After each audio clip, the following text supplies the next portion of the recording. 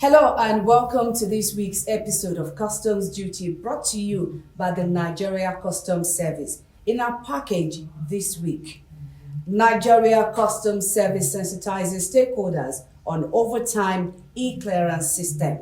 We'll also bring to you other reports. I am Tosi Obiakeme. Do stay with us.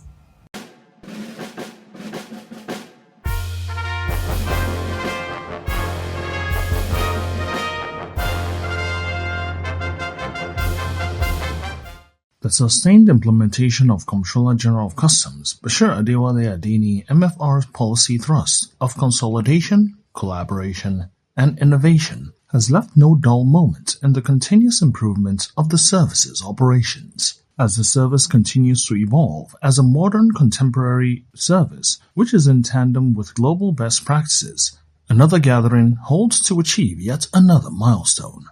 It is a moment when the Nigeria Customs Service holds sensitization exercise on the automation of overtime cargo clearance system. Comptroller General of Customs Bashir Adewale Adeni reveals the objective of this development.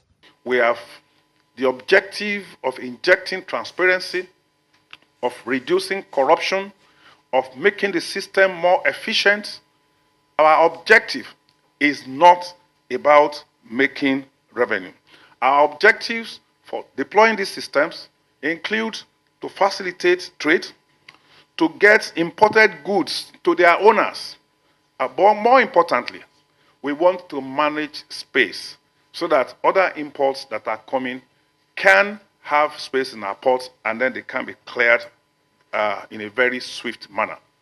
So this system will be deployed and we will appreciate the feedback that we are going to be getting from our stakeholders. Despite making the objective of the automated platform clear, Bashir Adeni emphasizes the service's readiness for inputs. I'm open to consultations. More importantly, I'm also open to innovation because I believe that we can use a new process like we have just seen to address the hidden programs that we have in management of overtime cargo.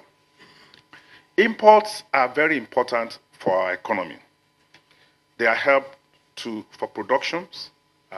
When our manufacturers get into their factories, they need a lot of inputs for manufacturing. They are necessary for management of very critical projects. And then, of course, generally for the economic development of the country. So we are therefore committed to the environment under which all of this are done. He reveals measures that have previously been taken to ease cargo clearance. One of the things that I have done was to set up specialized desks at headquarters and in different commands to manage imports done by government and government agencies. We don't want those imports to stay one day longer in our ports. Projects that addresses issues of the power infrastructure, road infrastructure, public health, education, all of those projects are very vital to the delivery of the dividends of democracy to Nigerians. And we will not want them to be abandoned in the port, to stay a day longer than in our ports. And irrespective of their status, the directive I always give to all our controllers is that they must waive all processes and procedures and ensure that those consignments are taken out of our ports. The same goes for consignments imported by members of the organized private sector and Manufacturers Association of Nigeria and other organized groups. While speaking with the Customs Duty crew, Bashir Adeni explains why consultation remains key to the success of the automation drive. There are so many interests that are involved in management of overtime. Those who have imported it, those who are the custodians, those who brought it into the country and things like that.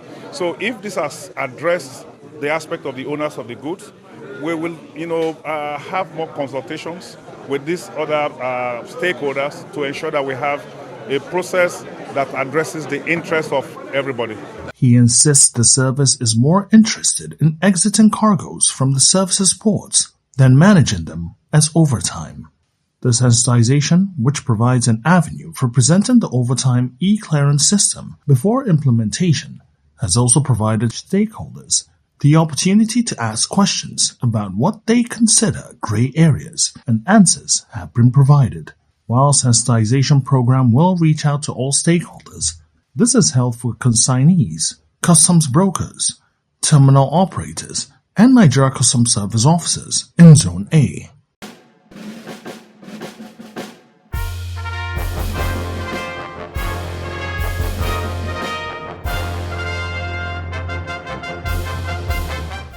In line with the Nigeria Customs Service's collaborative posture, the service has received the leadership of National Automotive Design and Development Council, led by its Director General, Joseph Osanipion. We are building an enterprise, a program that will help us manage our activities better in the automotive industry. And this will require us gathering more data and have data concerning the number of vehicles coming in, the type of vehicle coming in, the age of vehicle coming in, and which ports are they coming from. And probably we even want to know which area, which is it in the north, in the south, in the west, what kind of vehicle do they use most. These are the information sometimes that some agencies require of us, also some investors.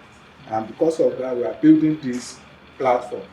And even if we build the platform without you, the platform will just be there as decoration.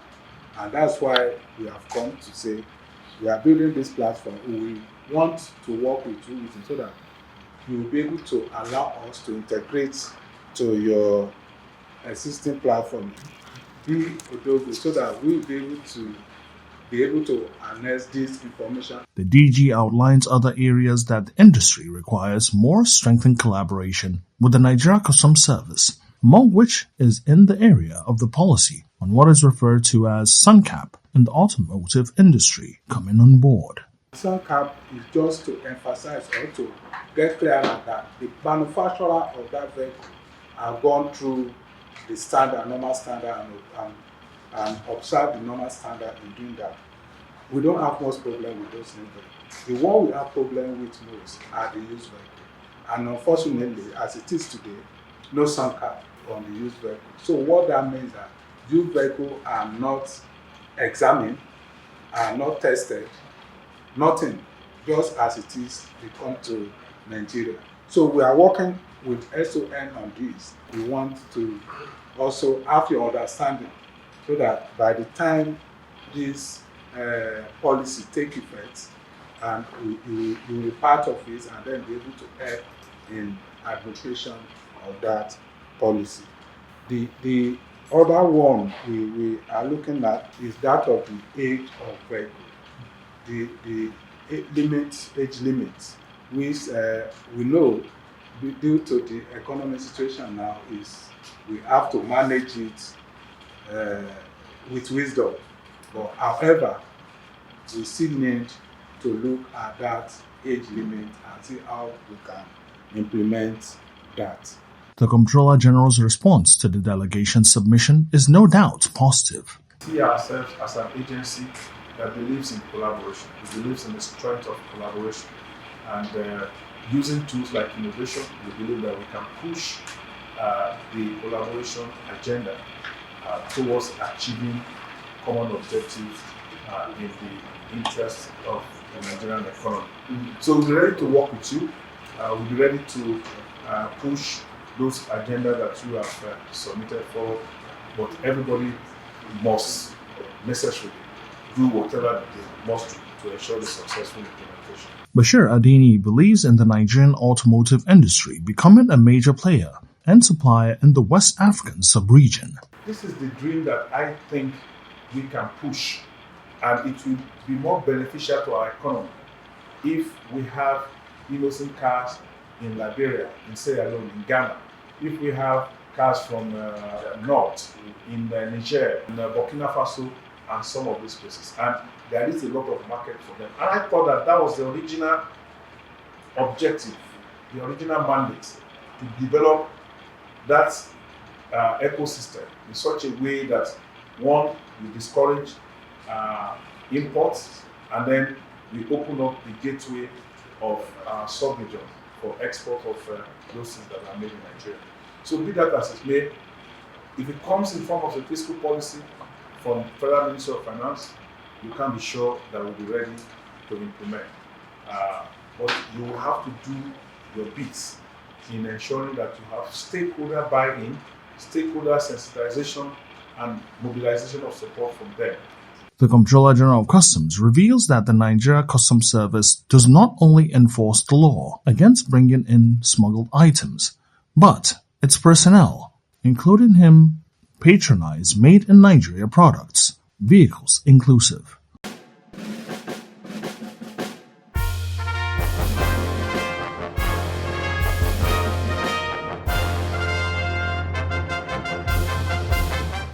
It is a known fact that the Nigeria Customs Service and Manufacturers Association of Nigeria, MAN, have a long history of being partners in progress in building the Nigerian economy. This time, as the Director General MAN leads a select delegation to the headquarters of the service, the interface represents recommencement of a new season of collaboration based on mutual interest. Between customs and MAN, there should be no gap. There should be no bus stop. There should be no traffic. We should be able to have a lot of interaction. And I'm happy that once again we are igniting what we used to have. And there are so many things that has happened in our economy that requires that we accelerate this, expand it, and make it work. It's the only way for you to appreciate what can bring lasting friendship, collaboration, and partnership is when we understand from both sides what the issues are. And when you are challenged, you become quite sensitive to every other thing that is not going to get you out of the situation you have found yourself. While this meeting with a few members remains the commencement of consultation, the Comptroller General of Customs submits. We want an engagement that is robust, that does not preclude any sector, and that brings on board, a number of issues. I would think that perhaps we need to work further and see how soon, how early we can bring our stakeholders, a wider audience. Bashir Adewale Adeni proposes further. I would propose that we keep this conversation going until we will have a date that will be convenient for you to mobilize all your members, so we can have an elaborate, and in doing so, a certain agenda. There are a number of other issues. There are initiatives we wanted to brief you on. The AEO is ongoing, the advanced ruling is ongoing. We launched the TRS. So these are all some of the initiatives that have been going. What we have done under Bodogu, special desk, and then the conference that we intend to host along the line in November, to see how we can also seek partnership with you and get you on board. It is expected that this renewed collaboration between the Nigeria Customs Service and Manufacturers Association of Nigeria will benefit the Nigerian economy in various ways, including enhanced trade facilitation, increased revenue generation, improved border management, boosting economic growth, as well as help Nigeria take advantage of African Continental Free Trade Area Agreement, AFTA opportunities, increasing intra-African trade, and fostering economic integration.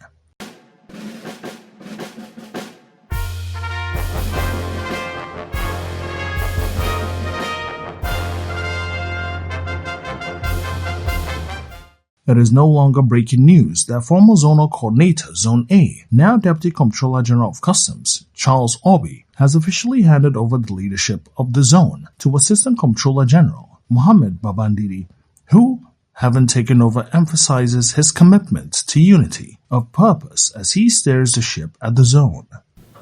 Anything that will compromise national security, jeopardize public health and safety will not be tolerated. Zone A is the main baby that lays the golden egg when it comes to revenue generation. So we'll do everything possible to ensure that we collect maximum revenue. And my officers, I am a team player. I know carrying officers along so that we work together. Most especially if an officer has integrity. We cannot achieve that without conforming with the level of integrity. I urge you, I appeal to you, let us work together as a family. Let us work together as a team so that together we'll get to the promised land. DCG Charles Obi's parting remark is full of satisfaction on job accomplishment during his tenure as zonal coordinator of the zone. My heart is filled with immense gratitude and pride for what we have been able to accomplish together. Zone A has always been special to me, and I believe it holds a unique place in the heart of every custom officer who has served under me in this zone. We are not another administrative zone. We are the bedrock of the Nigerian Customs Service. This zone has constantly upheld the highest standards of excellence, professionalism, and unwavering dedication to national service. From this foundation, the entire service draws its strength and character. He expresses confidence on the continued success of the zone under the new leadership. As I pass the leadership baton to my successor, I do so with complete confidence in the future of the zone. The foundation we have laid together is solid. The team is exceptional, and the vision remains crystal clear. The incoming zonal coordinator is an officer of exceptional caliber, possessing deep understanding of customs operations, proven leadership abilities, and an unwavering commitment to excellence. His professional competence, integrity, and dedication to service are qualities that will serve the zone well in the months ahead. Deputy Comptroller General of Customs Charles Obi has been redeployed to head the Finance, Administration and Technical Services Department, FATS. Having taken over, one of the first assignments of ACG Mohammed Babandede is the decoration of newly promoted officers. Promotion is good because to whom much is given, much is also expected. You are promoted, definitely your morale will be high, you will be happy, your family members will be happy, therefore much is expected from you. If you are doing 1 + 1, from today you should do 2 + 2. It means more efforts. You should work on trade facilitation. You should work on generation of more revenue to the government. A new dawn has begun in Zone A with high expectations, and ACG Mohammed Babandede, along with his officers, is indeed ready for the task ahead.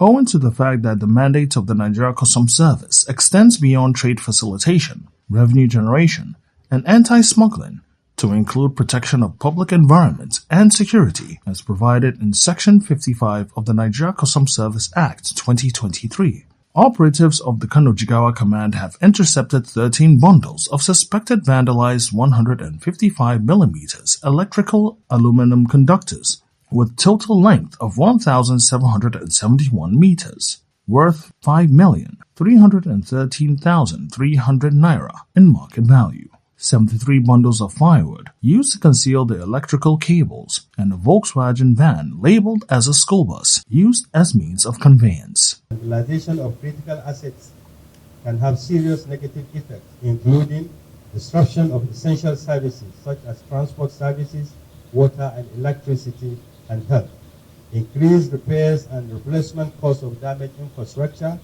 reduce security and safety of affected communities, loss of public trust, affect operations of organizational operations, compromise integrity of damaged infrastructure. You will all agree with me that the above-mentioned effects impact negatively on the well-being, social and economic activity of affected communities. This singular act of criminality has denied the affected community water supply, electricity in their homes and hospitals, causing possible health complications, serious injuries, and even death. Comptroller Dalhatu Abubakar uses the medium to hand over the intercepted items to the Nigeria Security and Civil Defense Corps. With this, on behalf of the Corps and the Commander General, CG Abubakar Ahmed Awadi, whatever MNI, I will assure you, all that is required for us to do. Through investigation mechanisms, we must do it professionally to ensure that those involved are called to order through the court proceeding. The Customs Bureau Controller stresses the justification for the handover of the items to NSCDC. The handover underscores the importance of collaboration and swift action among relevant government agencies. This will further ensure that the vandalized items are returned to the appropriate agency for damage assessment, repairs, and restoration of normal services in the affected communities. It also reinforces our shared commitment to safeguarding our common national critical infrastructure while maintaining public trust. Collaboration is a key pillar of the Comptroller General of Customs, Bashir Adewale Adeni MFR, three-point agenda, and it also in line with Section 4, Paragraph F of the NCS Act 2023, which encourages interagency collaboration among border and regulatory government agencies. Comptroller Dalhatu Abubakar calls for all hands to be on deck to defeat deviance. Let me call on the general public to view this moment as an opportunity to strengthen our collective vigilance and resilience against acts of economic sabotage by the stronghold element. Together with the support of appropriate agencies, we will ensure that such incidents are minimized or completely stopped for the safety and security of our community. 4 suspects apprehended in connection with the vandalization of the items intercepted have also been handed over to the Nigeria Security and Civil Defense Corps. This is where we draw the curtains on this week's episode of Customs Duty. For more information, you can always follow us on our social media handles, now being displayed on your screen. You could also visit our website at www.customs.gov.ng for more update about the service. Strive to be a patriotic citizen, a compliant trader, avoid smuggling, and always pay the correct duty to make Nigeria a more prosperous nation. Join us again, same time next week. I am Tosin Obiakeme. Thank you for watching.